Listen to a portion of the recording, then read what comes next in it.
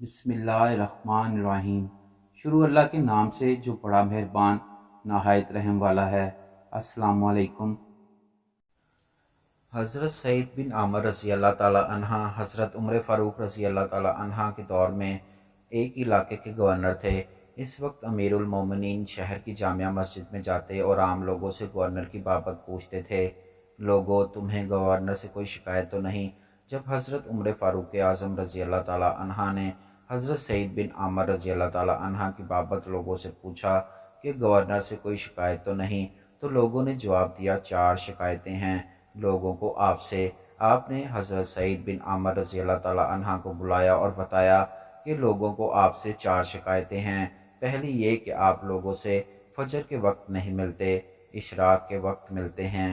हज़रत सईद बिन आमर रज़ी अल्लाह ताला अन्हा ने जवाब दिया कि मेरी बीवी जिसने 30 साल मेरी खिदमत की, अब बीमारी की वजह से माजूर हो गई है। मैं सुबह फजर की नमाज़ पढ़कर अपनी बीवी को नाश्ता बना कर देता हूँ, इसके कपड़े धोता हूँ, इसका पखाना साफ़ करता हूँ, इसलिए देर हो जाती है लोगों से मिलने में। अभी जब लोगों ने पहली शिकायत का जवाब सुना तो इनके रोंगटे खड़े हो गए। दूसरी शिकायत ये है कि आप हफ्ते में एक दिन मिलते नहीं लोगों से। सईद बिन आमर रज़ी अल्लाह ताला अन्हा बोले, मैं इसका जवाब हरगिज़ न देता अगर पूछने वाले आप ना होते। बहरहाल बता देता हूँ, मैं गवर्नर ज़रूर हूँ लेकिन बहुत गरीब हूँ। मेरे पास यही एक जोड़ा है जिसे हफ्ते में एक दिन धोता हूँ, फिर सूखने तक अपनी बीवी के कपड़े पहनता हूँ, इसलिए लोगों के सामने नहीं आता। इस दिन ये सुनकर उमर फ़ारूक रज़ी अल्लाह ताला अन्हा रोने लगे और सईद बिन आमर रज़ी अल्लाह ताला अन्हा के भी आंसू जारी हो गए। रात को नहीं मिलते। सईद बिन आमर रज़ी अल्लाह ताला अन्हा बोले, सारा दिन मखलूक की खिदमत करता हूँ, मेरी दाढ़ी सफ़ेद हो चुकी है, मतलब कि किसी भी वक्त मालिक का बुलावा आ सकता है, इसलिए पूरी रात इस रब्बे जुल जलाल की इबादत करता हूँ कि हशर के दिन मैं रुसवा ना हो जाऊँ।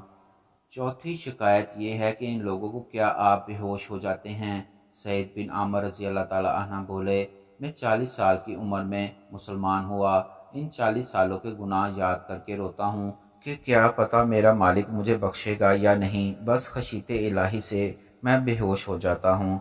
ए उमर फ़ारूक रज़ी अल्लाह ताला अन्हा, इनके नतीजे में जो मेरी सज़ा बनती है मुझे दे दें। हज़रत उमर फ़ारूक रज़ी अल्लाह ताला अन्हा के हाथ उठ गए और रब से इल्तिजा की कि या अल्लाह, इस तरह के कुछ और गवर्नर मुझे अता फरमा, मुझे इन पर फ़ख्र है।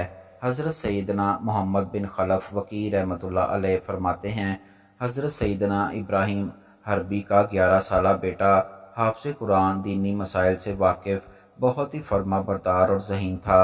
अचानक इसका इंतकाल हो गया।